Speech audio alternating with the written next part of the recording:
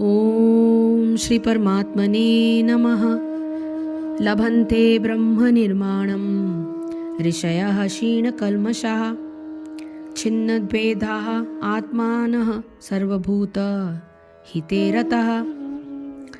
लभन्ते यानी प्राप्त करते हैं, ब्रह्म निर्वाणम यानी मुक्ति, ऋषयः अंतर से क्रियाशील रहने वाले, क्षीण कल्मषः समस्त पापों से रहित, छिन्न यानी निवृत्त होकर, द्वैतः द्वैत से, यत आत्मानः आत्म साक्षात्कार में निरत, सर्वभूत समस्त जीवों के, हिते कल्याण में, रता यानी लगे हुए।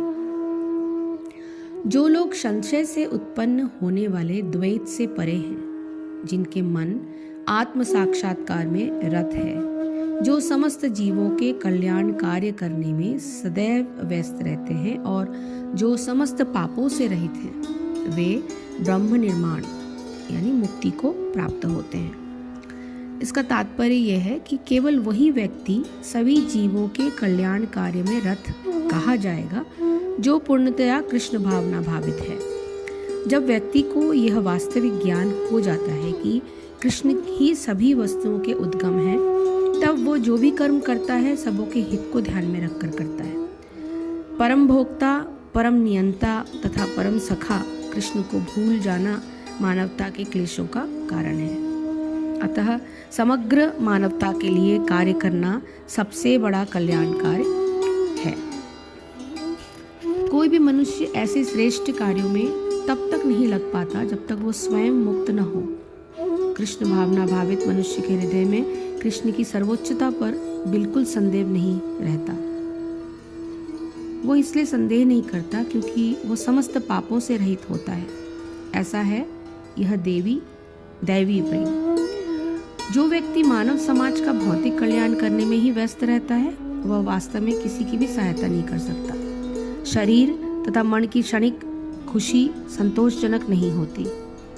जीवन संघर्ष में कठिनाइयों का वास्तविक कारण मनुष्य द्वारा परमेश्वर से अपने संबंध की विस्मृति में ढूंढा जा सकता है। जब मनुष्य कृष्ण के साथ अपने संबंध के प्रति पूर्णतया सचेष्ट रहता है तो वह वास्तव में मुक्त आत्मा होता है, भले ही वह भौतिक शरीर के जाल में फंसा हुआ हो।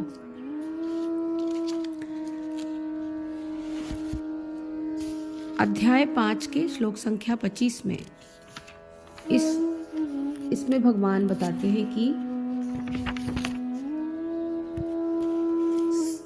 जिनके सब पाप नष्ट हो गए हैं तथा जिनके संशय का नाश पूर्णतया ज्ञान से हो चुका है और जो संपूर्ण प्राणियों के हित में रत है तथा शरीर बुद्धि इंद्रियों सहित चित्त के पूर्णतया वश में होने के कारण जिनका चित्त परमात्मा के ध्यान में एकाग्र है, ऐसे ब्रह्मवेत्ता पुरुष शांत परब्रह्म को प्राप्त होते हैं। साधन की पूर्ण अवस्था को प्राप्त योगियों के लक्षण। यह एक अत्यंत महत्वपूर्ण श्लोक है जिससे एक और तो साधन की पूर्ण अवस्था को प्राप्त योगियों के व्यवहार काल के लक्षणों का ज्ञान होता है और दूसरी ओर अधिकांश लोगों के मन में बैठी हुई योगियों के प्रति भ्रांतियों का समूल उच्छेदन होता है।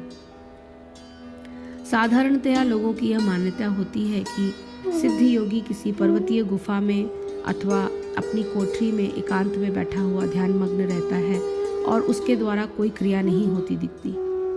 इसी कारण सामान्यतया लोगों का या तो योग के प्रति विरोध का भाव होता है अथवा वे योग साधन को केवल शारीरिक रोगों के उपचार की एक विधि समझते हैं।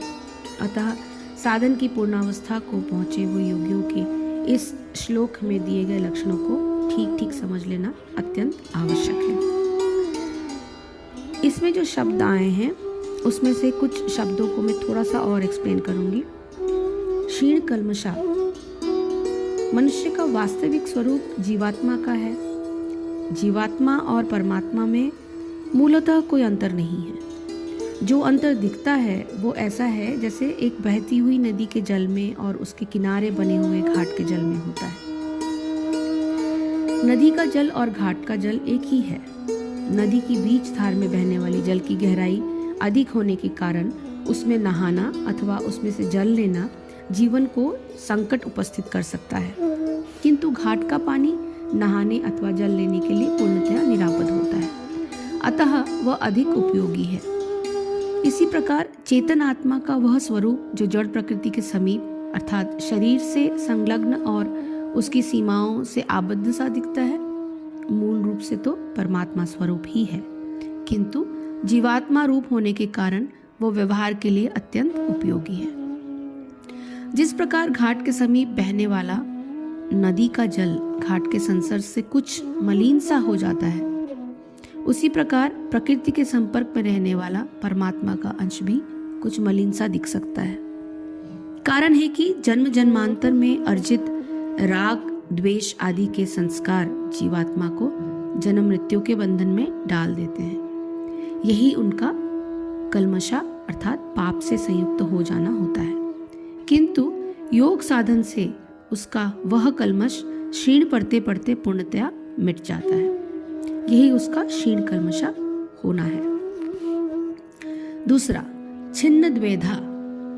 प्रकृति के संसर्ग में रहने के कारण मनुष्य के मन में परस्पर विरोधी विचारों से उत्पन्न दुविधाओं, संशयों और संकल्प विकल्पों का आवेग रहता है।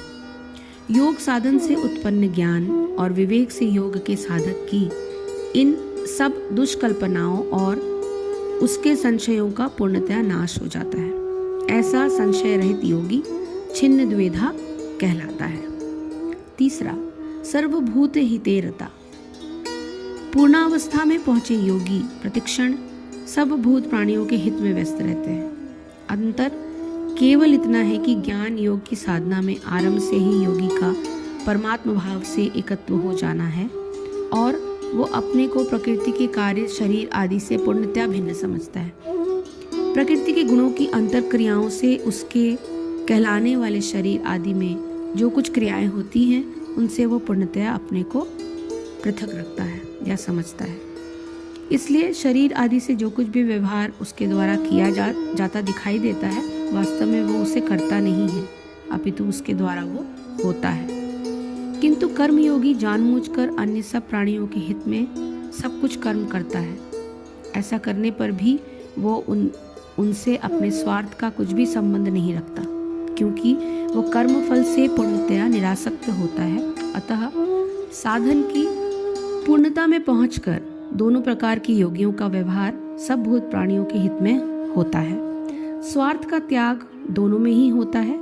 ऐसा नहीं है कि कर्मयोगी तो कर्म करता रहे और ज्ञान योगी निष्क्रिय होकर बैठा रहे। चौथा यानी ऋषय, ऋष धातु ज्ञान अथवा सत्य के अर्थ में प्रयुक्त होता है। अतः ऋषि शब्द से उस मनुष्य का बोध होता है जो ज्ञान अथवा सत्य में पूर्णतया प्रतिष्ठित है। सारे संशयों और पापों का नाश हो जाने के कारण साधन की पूर्णावस्था को पहुंचे हुए योगी ज्ञान में प्रतिष्ठित हो जाते हैं। अतः इस श्लोक में उनके लिए ऋषय शब्द का प्रयोग किया गया है। पांचवा, यतात्मानः। योगियों की दृष्टि सदैव परमात्म प्राप्ति के लक्ष्य पर एकाग्रता से स्थिर रहती है।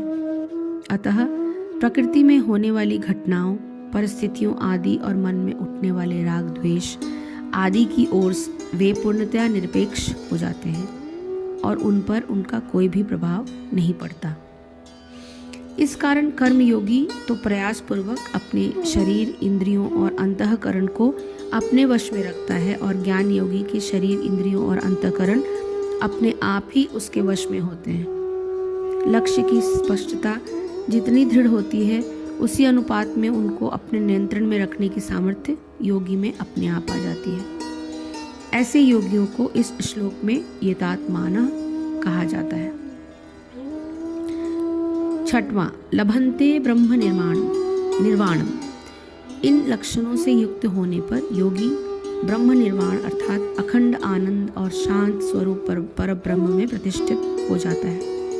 पर ब्रह्म में प्रतिष्ठित होना ऐसा है जैसे किसी नगर की किसी छोटी सी दुकान का विकसित होकर एक बहुआयामी विशाल स्टोर में परिवर्तित हो जाना। इस परिवर्तन से उसके छोटे स्वरूप की हानि होकर उसे विशाल स्वरूप की प्राप्ति हो जाती है। संबंध, निरंतर सब भूत प्राणियों के हित में व्यस्त रहते हुए भी ऐसे योगी के मन में यह भावना उत्पन्न नहीं होती कि वो कुछ कर रहा है। उसके द्वारा लोक हित के सारे कार्य स्वभावतः ही संपन्न होते रहते हैं।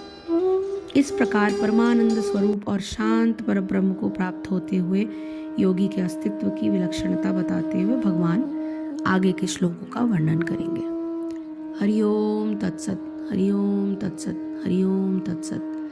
जय श्री कृष्णा, जय गुरुदेव।